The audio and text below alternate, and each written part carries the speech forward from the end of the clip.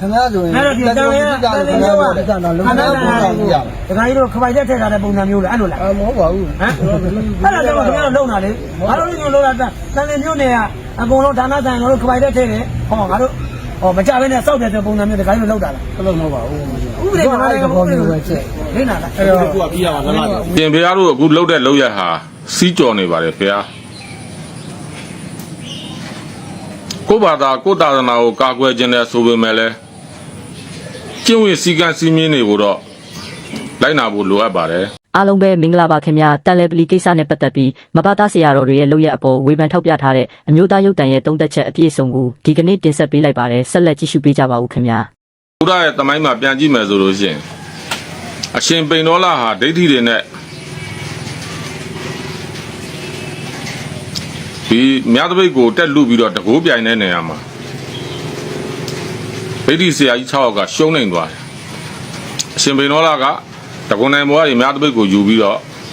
အောင်မြင်လာခဲ့တယ်အဲ့ဒီကိစ္စကိုမြတ်စွာဘုရားကရှုံချတယ်အဲ့လို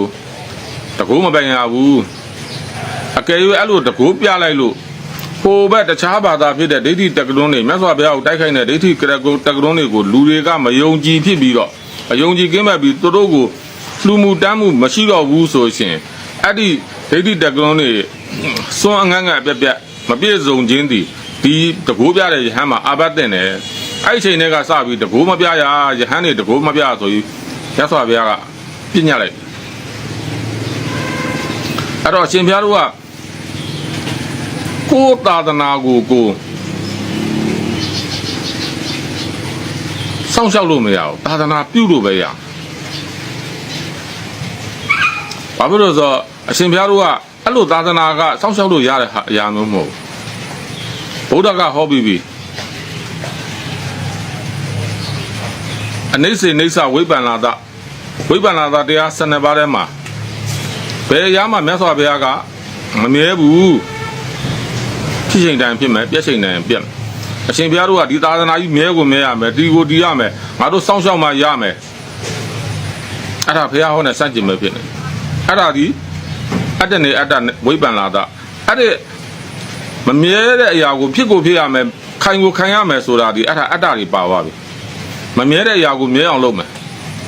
မခိုင်အောင်လုပ်မယ်ဆိုရင်ဘုရားဟောတဲ့စัจ jin ပဲဖြစ်သွားတယ်အဲ့ဒီရဲ့အတိတွေကိုစိတ်တဝိပ္ပန္နာတအတိမားတဲ့စိတ်နဲ့ပညာဝိပ္ပန္နာတအမှတ်မားတဲ့ဒိဋ္ဌိဝိပ္ပန္နာတအယူမားတဲ့အဲ့လိုအတိမားအမှတ်မားအယူမားကြောင့်မလိုလားအပ်တဲ့ပြဿနာတွေတပိတော့တို့ဖြစ်လာမှာစိုးတယ်ဖေဟာဒါကြောင့်မလို့ဖေဟာဟောနဲ့စန့်ကျင်မဲ့လို့ရင်မြတ်စွာဘုရားရဲ့အဆုံးအမတွေကိုအရှင်ဘုရားတို့ကိုယ်တိုင်ဖျက်ဆီးကြတယ်အခုတို့အဲ့တော့အဆုံးအမဆိုတာသာသနာလို့ခေါ်တယ်အဲ့သာသနာကိုပြည့်အောင်လုပ်တာဒီသာသနာဖြတ်တာပဲအရှင်ဘုရားတို့ကသာသနာပြုပုဂ္ဂိုလ်ဖြစ်ရမယ်မြတ်စွာဘုရားရဲ့အဆုံးအမတွေကို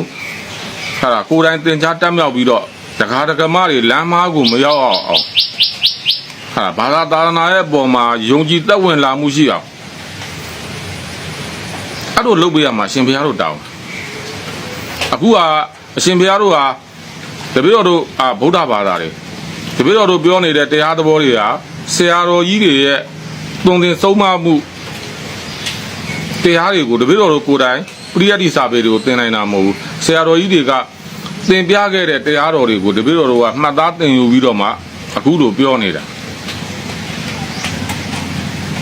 အဲ့တော့တန်ခါဂုံကျေးဇူးရှိတယ်တပည့်တော်တို့ကိုမွေးထားတဲ့မိဘတဲ့အရှင်ဘုရားတို့ကတဆင့်မြင့်တယ်ဘုရားတရားတန်ခါပြီးမှမိဘဆရာတပည့်တော်တို့ကဆရာတော်တို့ကိုအနန္တဂိုင်းဝင်ကျေးဇူးရှင်တွေဆိုပြီးတော့တပည့်တော်တို့ကတတ်မှတ်ထားပါမယ်အခုလိုမျိုးရှင်ဘုရားတို့လောက်ရမှာတို့သူများဘာသာကတွေအဒီကရုံးတွေဘာဖြစ်တယ်ဒါအစွန်းရောက်တွေပြောဒီလိုမျိုးပြောတာခါကြတော့တပည့်တော်တို့လည်းရင်ထဲမခံနိုင်ဘူးဒါပေမဲ့ပြန်တွေးကြည့်တော့သူတို့မှန်တယ်အရှင်ဘုရားတို့ကိုယ်တိုင်လွဲမှားနေပါတယ်ဘုရားဒါလေးကိုဆင်ခြင်ပေးဖို့တပည့်တော်လာရောက်ပြီးတော့မေတ္တာရက်ခံတောင်းပန်အပ်ပါတယ်ဘုရားကဲဒီနေ့အတွက်တင်ဆက်ပေးခဲ့တာကတော့ဒါပါပဲခင်ဗျာဗီဒီယိုလေးကိုနှစ်သက်တယ်ဆိုရင် like share လုပ်ပေးသွားဖို့တောင်းဆိုပါတယ်အားပေးကြတဲ့တယောက်ချင်းစီတိုင်းကိုကျေးဇူးတင်ရှိပါတယ်နောက်ဗီဒီယိုတွေမှာပြန်လည်ဆုံတွေ့ကြပါစို့ခင်ဗျာ